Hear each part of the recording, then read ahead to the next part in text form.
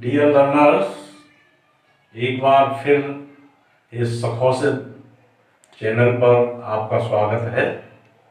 और मैं आपसे कहूँगा कि छोटे छोटे टॉपिकों के रूप में हम आपको केमिस्ट्री पढ़ा रहे हैं, तो इनको साथ ही साथ आप तैयार करते रहें और सब्सक्राइब भी कर लें, ताकि जो भी हमारा यहाँ टॉपिक पढ़े वो आप तक पहुँच सके।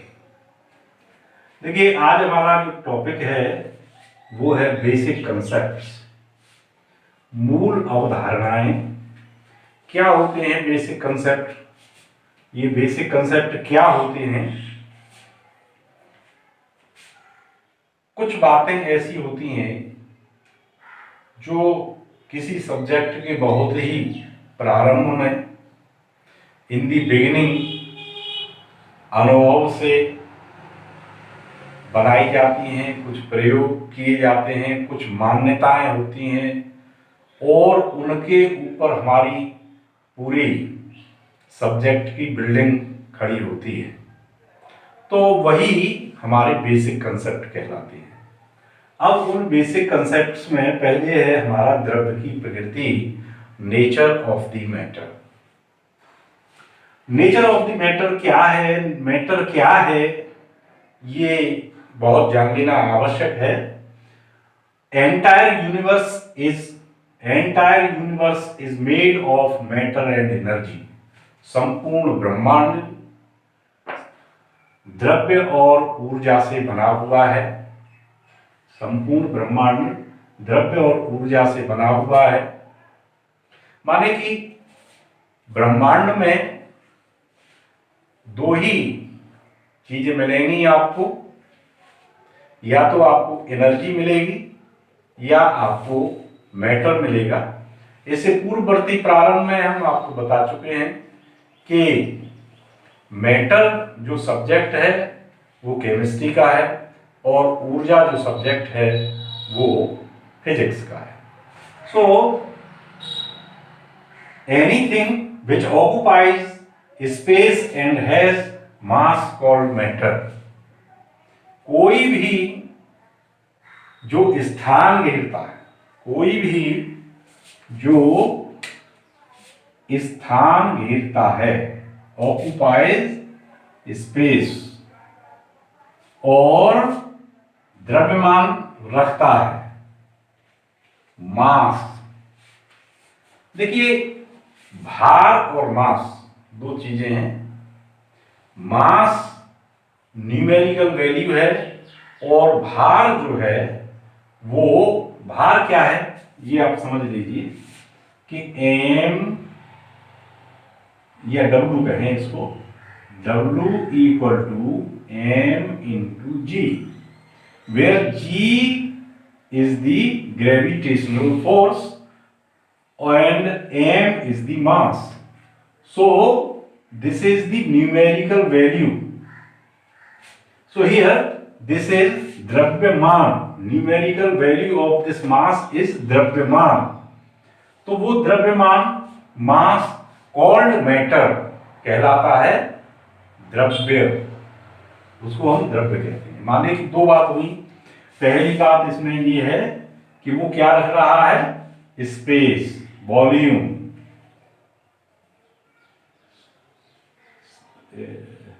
स्थान घेरता है। दूसरी बात क्या है कि उसमें मास है। ये दोनों एसेंशियल बातें हैं, एसेंशियल पॉइंट्स हैं कि उसमें स्पेस हो और मास हो। ये दोनों चीजें हैं। और यदि ये दोनों चीजें किसी में हैं, जो स्थान घेरता है, जिसमें द्रव्यमान है, दैट इज कॉल्ड मैटर, उसको हम द्रव्य कहते हैं। अब द्रव्य जब हमारी समझ में आ गया है तो अब इसका क्लासिफिकेशन क्या होगा, इसका वर्गीकरण क्या होगा। तो इसको हम 2 पार्ट्स में डिवाइड कर सकते हैं।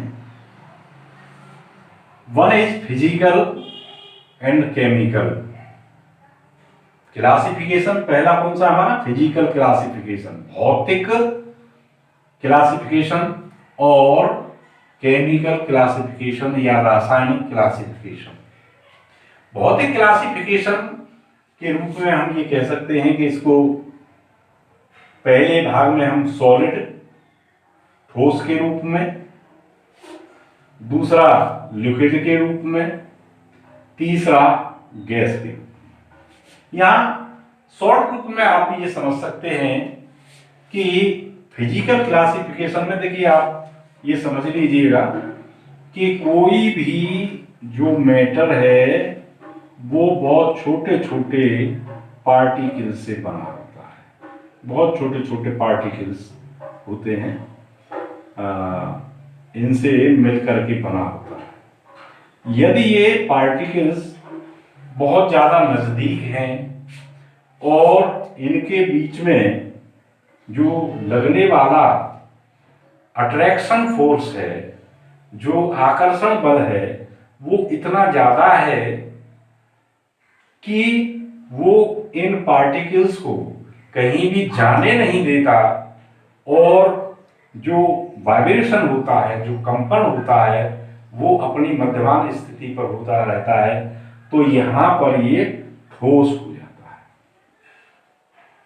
इस ठोस की फिर क्या प्रॉपर्टी रहेगी? ठोस की प्रॉपर्टी ये होगी कि इसका आकृति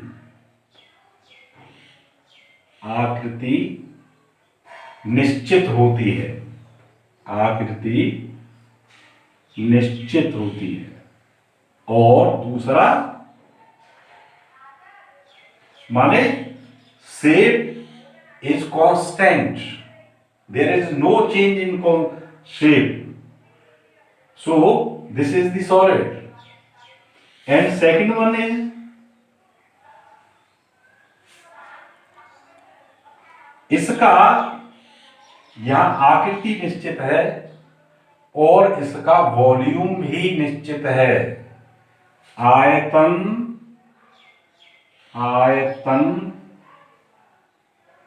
निश्चित, there is no change in the volume. So this is the two most important property of solids. What is the property? One is the shape of the solid is fixed, and second one is the volume of the solid is fixed. So this is the solid, that is the physical state, and second one is the liquid state.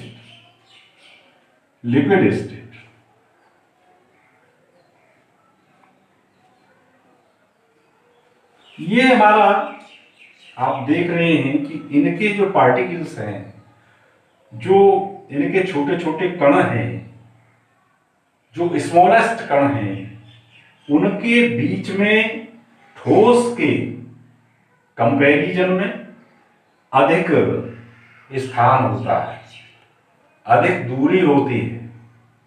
सो इसलिए they can move entire in the volume.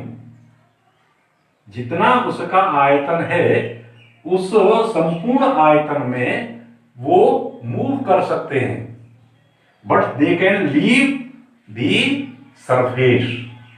वो अपने surface को त्याग नहीं सकते। सो इनके बीच में जो लगने वाला अट्रैक्शन फोर्स है, वो ठोस के मुकाबले कम होता है।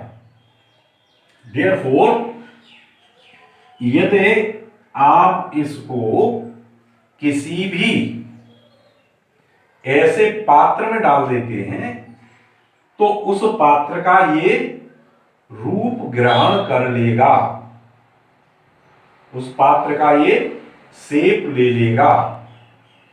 और दूसरी बात, आयतन में नो चेंज। तो पहली बात क्या हुई?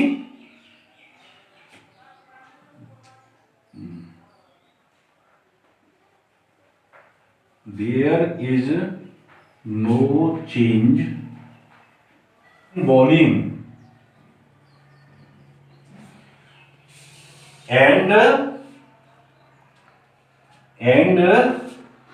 there is a change in the shape. So liquid, यहां लिख देता हूं, liquid can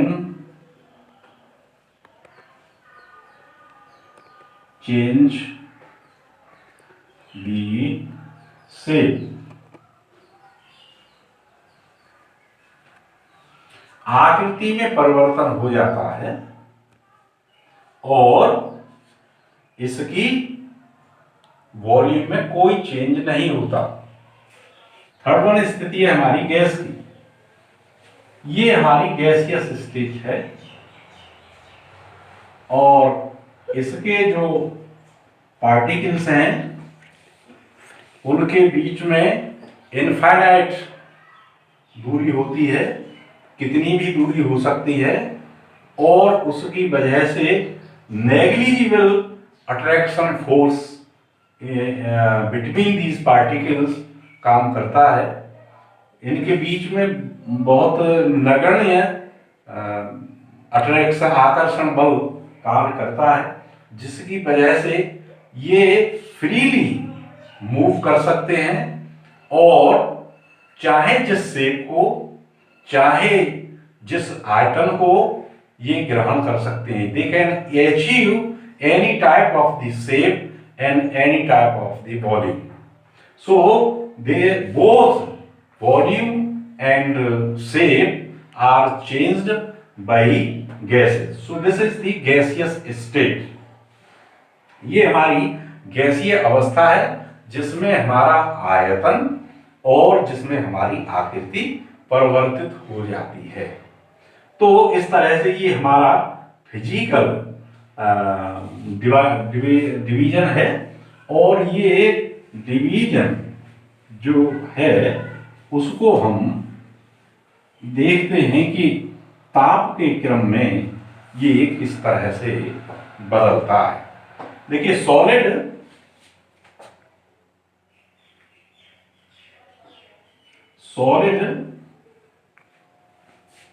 change in liquid,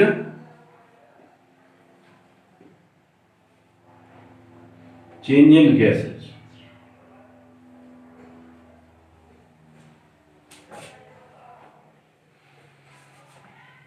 Solid, change in liquid and change in gas, and depend on the temperature and heat.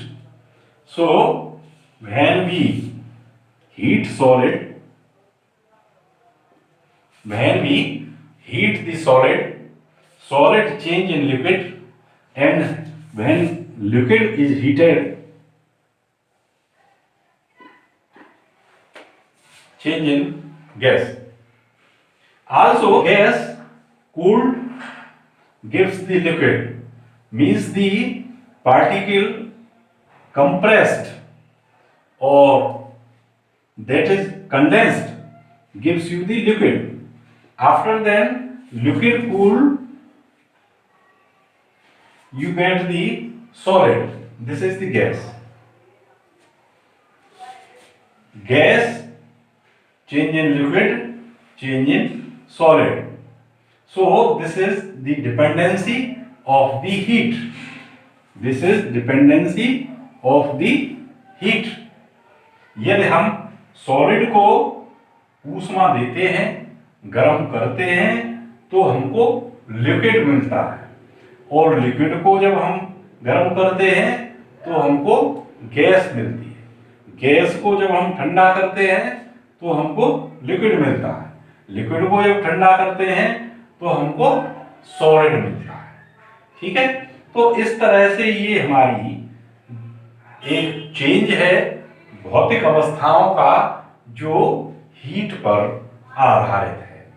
इसके अलावा एक और मैं यहाँ आपको बता दूं हीट के ही क्रम में कि एक और अवस्था होती है मैटर की, दैट इज द प्लाज्मा। और वो प्लाज्मा बहुत उच्च ताप पर जब हमारा सारा का सारा मैटर आयनिक स्थिति में होता है तो उसको हम प्लाज्मा स्टेट भी कहते हैं। बट साधारण स्थिति में हमको सॉलिड, लिक्विड और गैस ये तीन स्थिति ही मिलती हैं। जब सॉलिड हीट करने के बाद लिक्विड में कन्वर्ट होता है तो उस बिंदु को हम मेल्टिंग पॉइंट कहते हैं।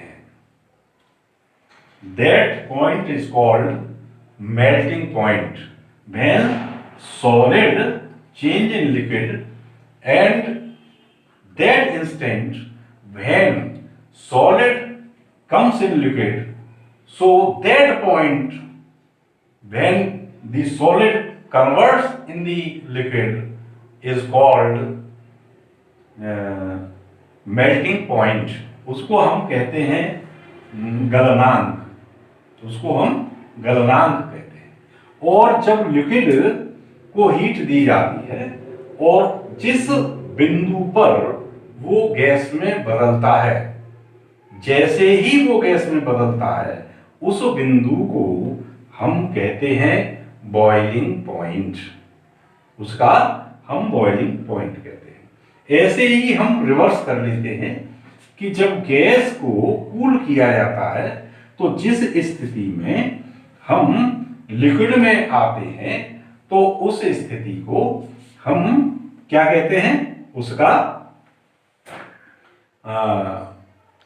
लिक्विफाई पॉइंट कहते हैं या द्रवणांक कहते हैं।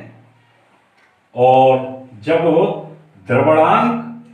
द्रवणांक वो बिंदु है जिस पर कोई गैस द्रव अवस्था में बदलती है, और जब ये लिक्विड स्टेट और कूल करने के बाद जब सॉलिड स्टेट में बदलती है तो उस बिंदु को हम फ्रीजिंग पॉइंट कहते हैं या उसको हम जमनांक कहते हैं या हिमांक कहते हैं। जमनांक और हिमांक दोनों शब्द प्रयोग किए जाते हैं।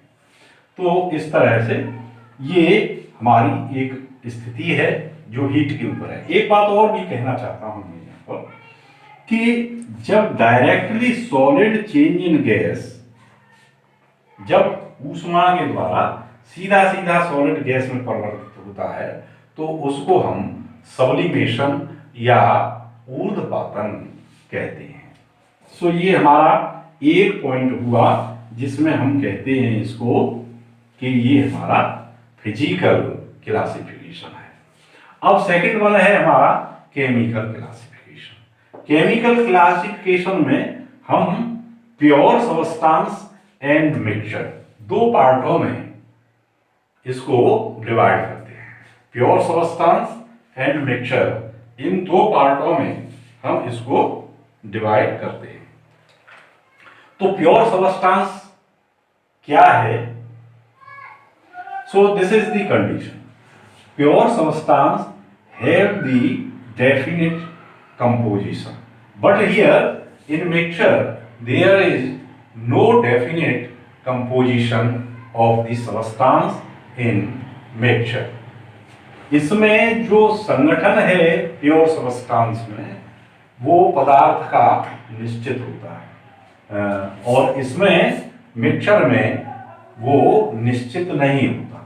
अब ये दो भागों में बांटा जा सकता है प्योर सब्सटेंस। प्योर सब्सटेंस का हमारा मतलब है जैसे कि H2O है, मान लीजिए ये हमारा प्योर सब्सटेंस है। दूसरा हमारा मान लीजिए कि O2 है, जैसे N2 है, जैसे Fe है, जैसे AU है, जैसे Ag है। तो ये सभी हमारे क्या है, प्योर सब्सटेंस के उदाहरण हैं। अब मिक्सचर के उदाहरण आप देख सकते हैं कि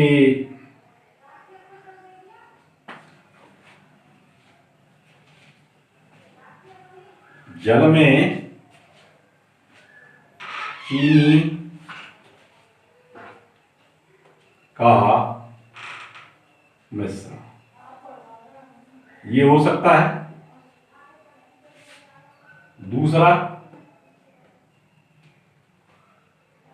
दो अनाजों का मिश्रण, ये भी हो सकता है, दो अनाजों का मिश्रण। तो ये इसके उदाहरण हो सकते हैं। अब हम लेते हैं कि शुद्ध पदार्थ क्या होता है। शुद्ध पदार्थ दो प्रकार के होते हैं, that is the element and the compound. Element and the compound. तो एलिमेंट क्या है? रासायनिक विधियों से उसको हम किसी और दूसरे सरल पदार्थ में नहीं तोड़ सकते। We cannot break with the help of the chemical process into the another part of matter। माने कि एक ही प्रकार के मैटर उसमें पार्टिकल्स निकलेंगे केमिकल विधियों से यदि हम उसको तोड़ते हैं। So that is called elements, तत्व कहते हैं। और तत्व आप सभी जानते हैं, जैसे कि मान लीजिए हमारा सोडियम है, पोटेशियम है, या इधर गोल्ड है, या चांदी है Ag, जिसको हम अर्जेंटम कहते हैं। और इसके अलावा ऑक्सीजन है, नाइट्रोजन है। तो so many elements is there. तो ये इस तरह से कितने भी हमारे पास तत्व हैं, ये Au है। तो ये आपने देखा, that is the element and this is the compound. What is the compound? A substance that have the fixed composition,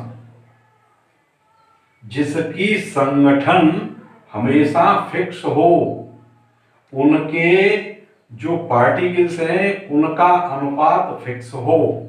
The ratio is fixed also and the composition is fixed also. That is the यौगिक या compound. अब जैसे मान लीजिए H2O है, H2O में एक परमाणु ऑक्सीजन का, ऑक्सीजन और एक परमाणु और दो परमाणु हाइड्रोजन के, दो परमाणु हाइड्रोजन के।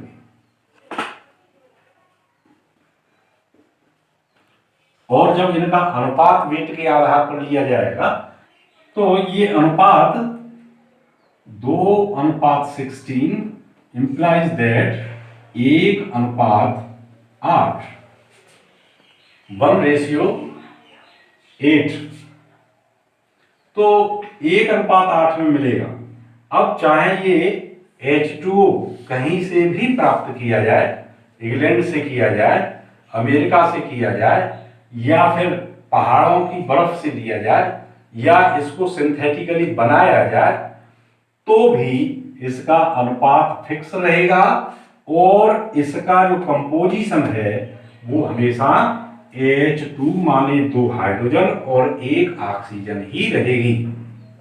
सो दिस इज द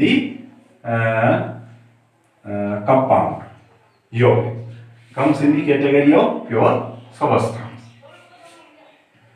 अब देखते हैं मिक्सचर। देखिए मिक्सचर भी दो प्रकार का होता है। पहला प्रकार है हमारा होमोजीनियस, पहला प्रकार है हमारा समांगी होमोजीनियस मिक्सचर।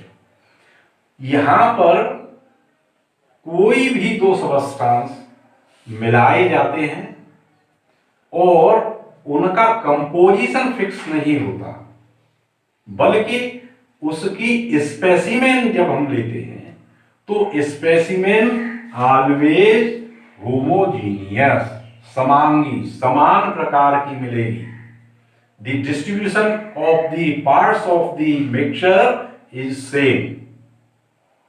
जो मिक्सचर में जो हमने पार्ट लिए हैं सबस्टांस के, उनका जो डिस्ट्रीब्यूशन है वो थ्रू आउट मिक्सचर में सेम रहेगा। वो हमारा कहलाता है समांगी या होमोजीनियस मिक्सचर। विषमांगी या जिसे हम हेट्रोजीनियस कहते हैं, उसमें यदि उसका स्पेसिमेन लिया जाए तो जो हमारे कॉन्स्टिट्यूएंट पार्ट्स हैं उनका जो फैलाव है, जो बिखराव है उसमें, वो अलग अलग मिलेगा।